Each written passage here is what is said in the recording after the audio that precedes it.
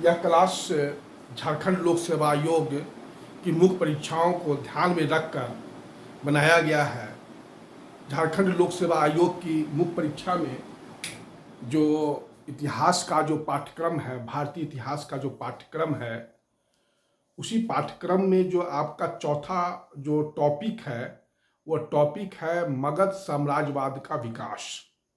वो टॉपिक है मगध साम्राज्यवाद का विकास। झारखंड लोक सेवा आयोग की जो मुख्य परीक्षा का पाठ्यक्रम है भारतीय इतिहास का, उसमें आपका चौथा जो टॉपिक है वह है मगध साम्राज्यवाद का विकास, उदय, rise of Magadh empire.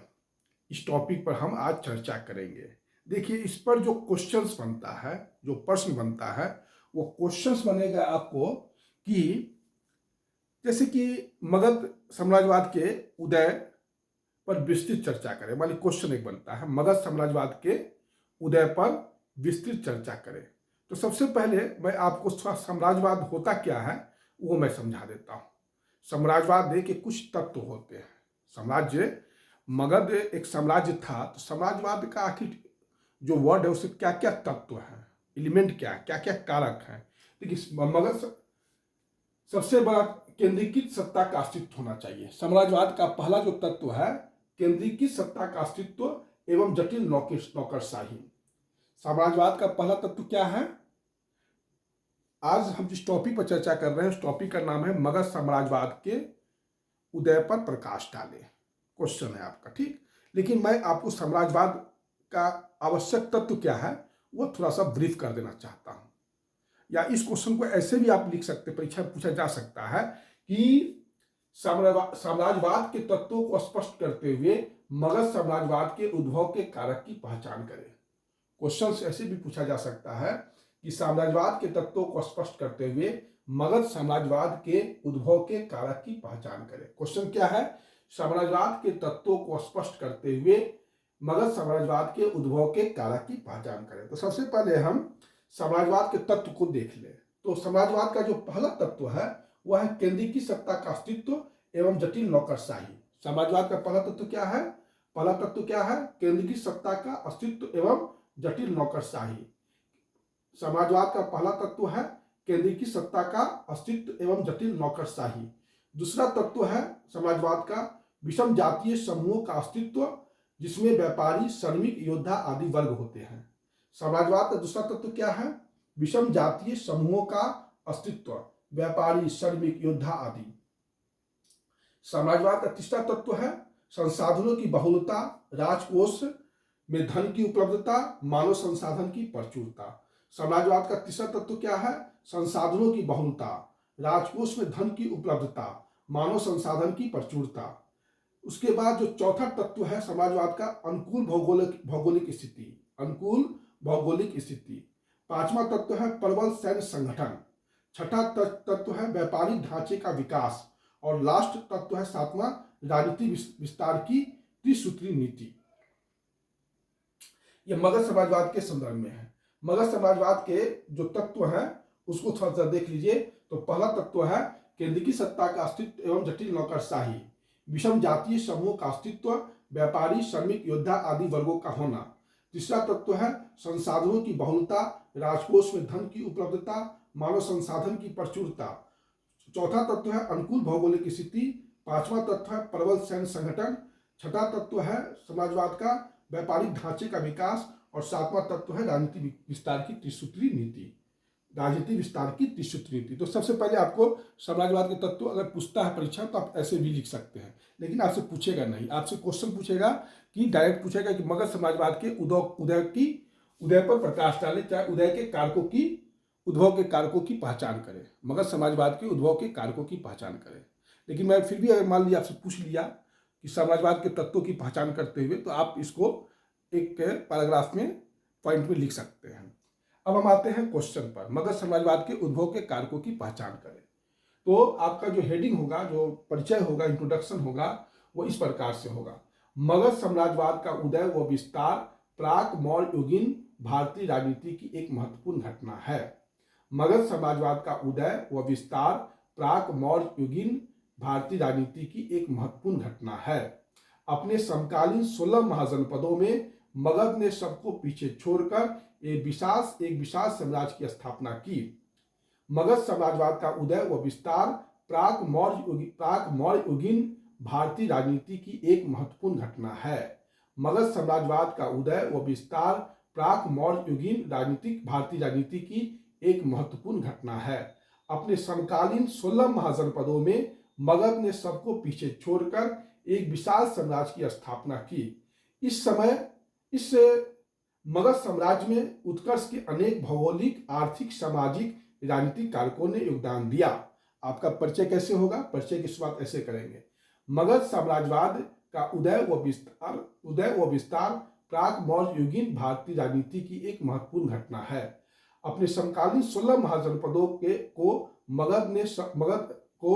Magadh ने सबको पीछे छोड़कर एक विशाल साम्राज्य की स्थापना की। इस मगध साम्राज्य के उत्कर्ष में अनेक भौगोलिक, आर्थिक, सामाजिक, राजनीतिक कारणों ने योगदान दिया। ठीक, यहां तक मेरे ख्याल से कोई दिक्कत नहीं होगा समझने में। मैं फिर से मैं आपको यहां तक स्पष्ट कर देता हूं। क्वेश्चन अगर पूछता है, क्वेश्चन आपके दो प्रकार के हो सकते हैं। एक क्वेश्चन यह भी हो सकता है कि साम्राज्यवाद के तत्वों को स्पष्ट करते हुए मगध साम्राज्यवाद के उद्भव की कारक की पहचान करें। एक क्वेश्चन यह पूछ सकता है। दूसरा क्वेश्चन यह हो सकता है कि मगध साम्राज्यवाद के उद्भव के कारक की पहचान करें। ठीक, तो साम्राज्यवाद के तत्वों को स्पष्ट करते हुए अगर आपसे परीक्षा में पूछ लिया कि साम्राज्यवाद के तत्वों को स्पष्ट करते हुए मगध साम्राज्यवाद के उद्भव के कारक की पहचान करें, तब आपको पहले लिखना होगा केंद्रीकृत साम्राज्यवाद के तत्व निम्नलिखित होते हैं। केंद्रीकृत सत्ता का अस्तित्व एवं जटिल नौकरशाही का होना। दूसरा पॉइंट बनेगा विषम जातीय समूहों का अस्तित्व, व्यापारी, श्रमिक, योद्धा वर्गों का होना, संसाधनों की बहुलता, राजकोष में धन की उपलब्धता, मानव संसाधन की प्रचुरता, अनुकूल भौगोलिक स्थिति, प्रबल सैन्य संगठन, व्यापारिक ढांचे का विकास, राजनीति विस्तार की त्रिसूत्री नीति। तो ये सब आपको पॉइंट में एक बार लिख दीजिएगा। फिर जो है मगध का उत्कर्ष पॉइंट हेडिंग डालिएगा, फिर लिखिएगा, परिचय लिखिएगा। मगध साम्राज्यवाद का उदय व विस्तार प्राक मौर्य युगीन भारतीय राजनीति की एक महत्वपूर्ण घटना है। अपने समकालीन 16 महाजनपदों में मगध ने सबको पीछे छोड़कर एक विशाल साम्राज्य की स्थापना की। इस मगध साम्राज्य के उत्कर्ष में अनेक भौगोलिक, आर्थिक, सामाजिक, राजनीतिक कारणों ने योगदान दिया। यहां तक आपको एक पैराग्राफ में लिख देना है। यह आपका हेडिंग हुआ।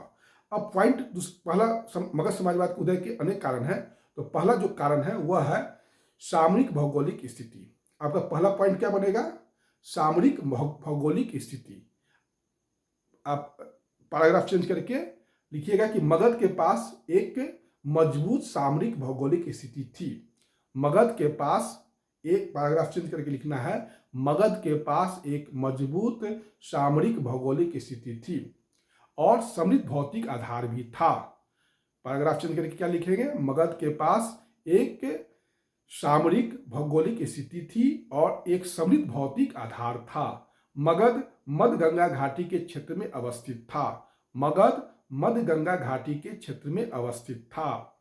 मगध मध्य गंगा घाटी के क्षेत्र में अवस्थित था। इसकी दोनों राजधानियां राजगृह एवं पाटलिपुत्र सामरिक दृष्टि से सुरक्षित थी। मगध की दोनों राजधानियां राजगृह एवं पाटलिपुत्र सामरिक दृष्टि से सुरक्षित थी। मगध की दोनों राजधानियां राजगृह एवं पाटलिपुत्र सामरिक दृष्टि से सुरक्षित थी। राजगृह चारों तरफ से पहाड़ियों से घिरा अवैध शहर था। राजगृह चारों तरफ से पहाड़ियों से घिरा अवैध शहर था। राजगृह चारों तरफ से 5 पहाड़ियों से घिरा अवैध शहर था।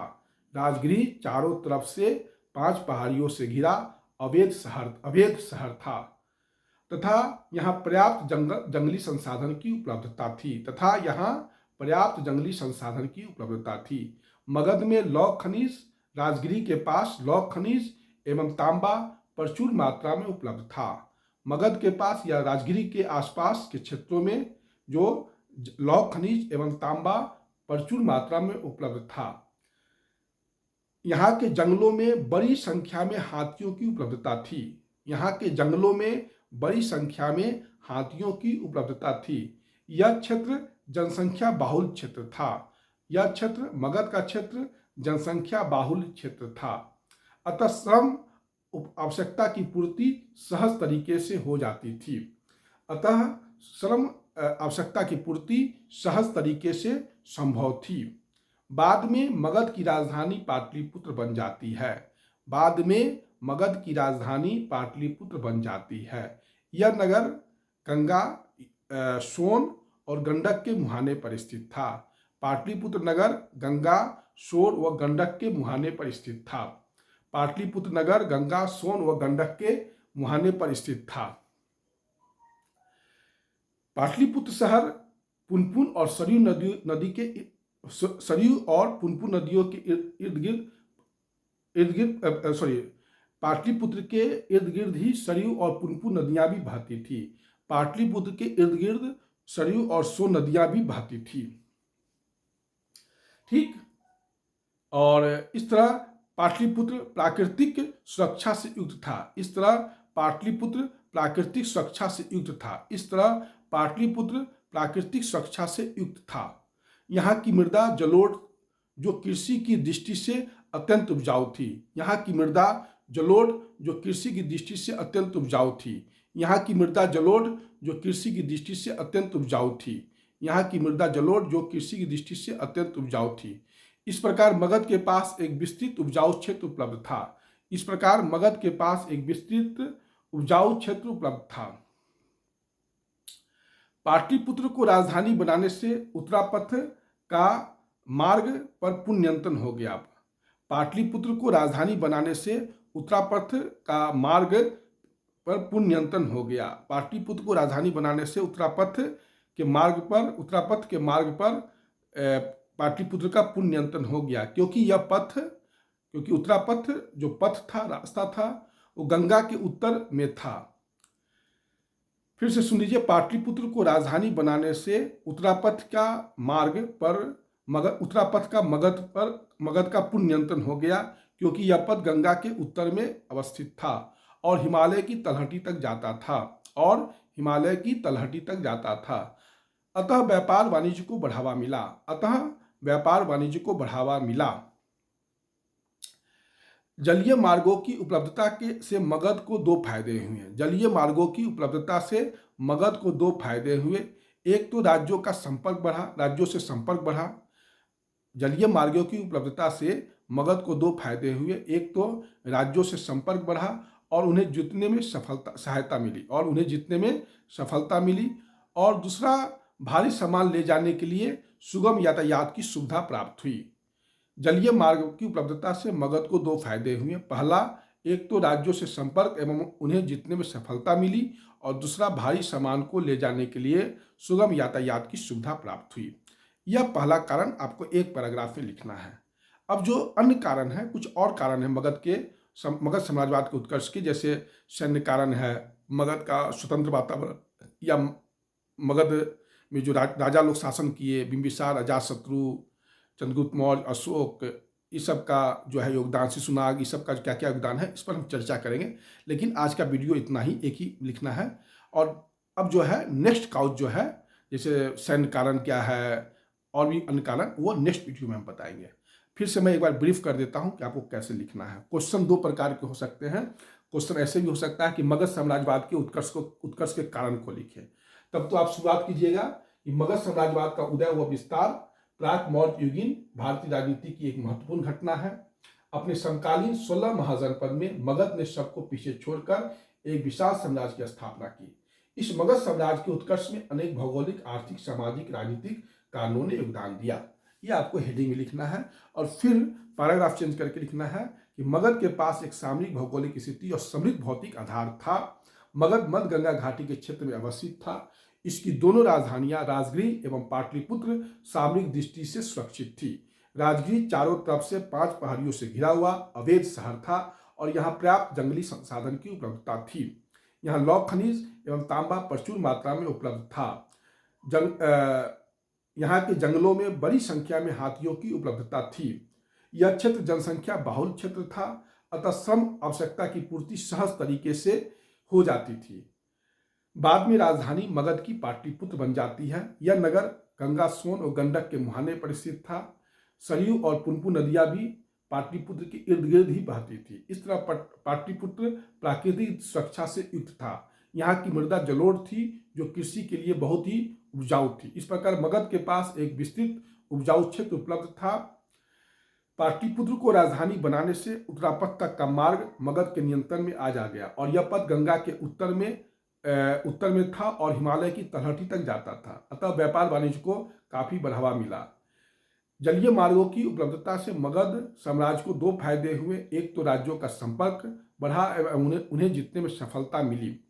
दूसरा, भारी सामान ले जाने के लिए सुगम यातायात की सुविधा प्राप्त हुई। ये आपको एक पैराग्राफ लिखना है, फिर अन्य कारण को हम नेक्स्ट वीडियो में बताएंगे, फिर पैराग्राफ चेंज करके लिखना है। और साम्राज्यवाद के अगर कारक पूछ दिए तो आपको इस साम्राज्यवाद के कारक में लिखना है केंद्र की सत्ता का अभाव, अस्तित्व एवं जटिल नौकरशाही, विषम जातीय समूहों का अस्तित्व, व्यापारी, श्रमिक, योद्धा आदि वर्गों का होना, संसाधनों की बहुलता, राजकोष में धन की उपलब्धता, मानव संसाधन की प्रचुरता, अनुकूल भौगोलिक स्थिति, प्रबल सैन्य संगठन, व्यापारिक ढांचे का विकास, राजनीतिक विस्तार की त्रिसूत्री नीति। अगर आपसे साम्राज्यवाद के कारक पूछ दिया तो पहले आपको इसको लिख दीजिएगा, फिर जो है जहां से मैंने बताया उसको लिखिएगा। अगर नहीं पूछता है तो आपको इसको लिखने की कोई आवश्यकता नहीं है, फिर डायरेक्ट जो है आपको यहां से शुरू करना है कि मगध साम्राज्यवाद का उदय व विस्तार प्राक मौर्ययुगीन भारतीय राजनीति की एक महत्वपूर्ण घटना है। अगर पूछ दिया तो फिर आप वहां से थर्ड पॉइंट में थोड़ा लिख दीजिएगा। ठीक है, आगे नेक्स्ट मगध साम्राज्यवाद का क्लास अभी चलेगा, फिर नेक्स्ट वीडियो में हम आपको चर्चा करेंगे। धन्यवाद।